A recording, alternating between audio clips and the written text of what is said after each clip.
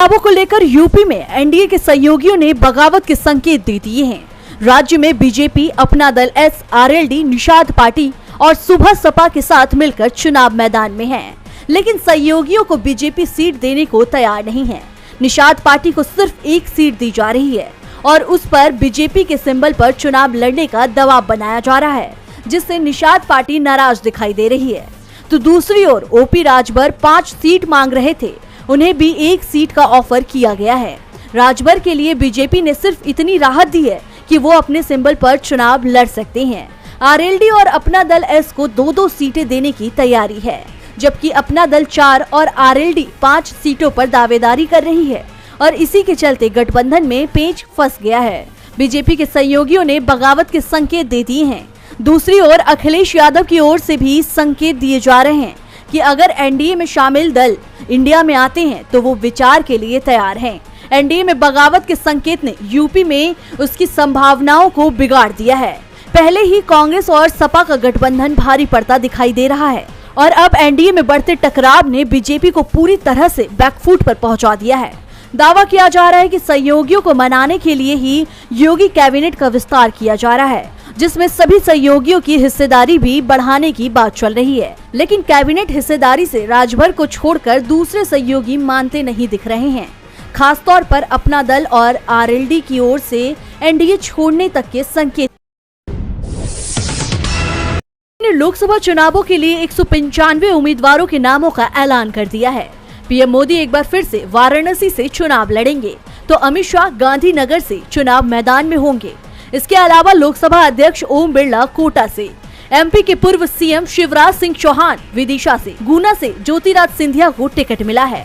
अलवर से भूपेंद्र यादव, नागौर से ज्योति मिर्धा को टिकट दिया है। बीजेपी की पहली लिस्ट में 28 महिलाएं, 50 साल से कम उम्र के 47 लोगों को टिकट मिला है। 27 एससी, 18 एसटी के अलावा 57 ओबीसी वर्ग के लोगों को टिकट दिया गया है। दिल्ली में बीजेपी ने 5 सीटों पर उम्मीदवार तय किए हैं, जिसमें उत्तर पूर्व दिल्ली से मनोज तिवारी को छोड़कर बाकी उम्मीदवारों के नाम बदल दिए गए हैं। इसके साथ ही लखीमपुर खीरी मामले में सुर्खियों में आए अजय मिश्र टीनी पर पार्टी ने एक बार फिर दांव लगाया है। लखनऊ से राजनाथ सिंह, अमेठी से स्मृति ईरानी को टिकट दिया गया है। कन्नौज में एक बार फिर सुब्रत पाठक पर दांव लगाया गया है। कन्नौज से अखिलेश यादव सपा के उम्मीदवार हो सकते हैं। अयोध्या फैजाबाद लल्लू सिंह को टिकट दिया गया है। फिलहाल बीजेपी की पहली लिस्ट को लेकर सहयोगियों में खलबली मच गई है। खास तौर से मुजफ्फरनगर सीट पर संजीव बालियान के टिकट के ऐलान ने आरएलडी को नाराज कर दिया।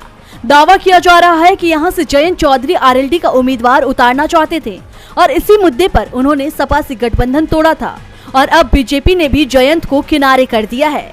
ऐसे में आरएलडी में एनडीए छोड़ने पर मंथन शुरू। बिहार के औरंगाबाद पहुंचे थे। औरंगाबाद में कई विकास योजनाओं का पीएम मोदी ने उद्घाटन किया और फिर एक जनसभा को भी संबोधित किया। लोकसभा चुनाव बेहद करीब है, 10 दिनों में ही चुनावों का ऐलान हो जाएगा। ऐसे में पीएम की इस चुनावी रैली के लिए बीजेपी ने पूरी ताकत लगा दी। मंच पर बिहार के सीएम और हाल ही में महागठबंधन छोड़कर एनडीए में लौटे नीतीश कुमार भी मौजूद थे, लेकिन नीतीश कुमार के चेहरे के भाव बता रहे थे कि वो किस मुश्किल में हैं। इस दौरान नीतीश कुमार ने मंच से भाषण भी दिया और जब नीतीश कुमार ने अपनी पलटी मार सियासत को लेकर कहा कि अब आपके साथ ही रहेंगे, तो पीएम मोदी सहित बीजेपी के दूसरे तमाम नेता भी हंसने लगे। पीएम की हंसी बता रही थी कि उन्हें नीतीश के बयान पर भरोसा नहीं है। 10 साल में ही नीतीश कुमार 5 बार पलटी मार चुके हैं और जब भी उन्होंने पलटी मारी तो और जिसका साथ छोड़ा उसके लिए ये ही कहा कि अब लौट कर नहीं जाएंगे, जहां आ गए वहीं रहेंगे और बाद में पलटी मार गए। ऐसे में नीतीश कुमार ने जब बीजेपी के साथ ही रहने की बात कही तो बीजेपी नेताओं के ठहाके बता रहे थे कि नीतीश कुमार के बयान पर वो कितना भरोसा करते हैं। बड़ी बात ये भी है, तेजस्वी लगातार पीएम मोदी से पूछ रहे हैं कि क्या वे गारंटी लेंगे कि नीतीश कुमार फिर पलटी नहीं मारेंगे, क्योंकि नीतीश कुमार का आश्वासन न तो विपक्ष के गले उतर रहे हैं और न ही बीजेपी ज्यादा कुछ इस पर बोल रही है।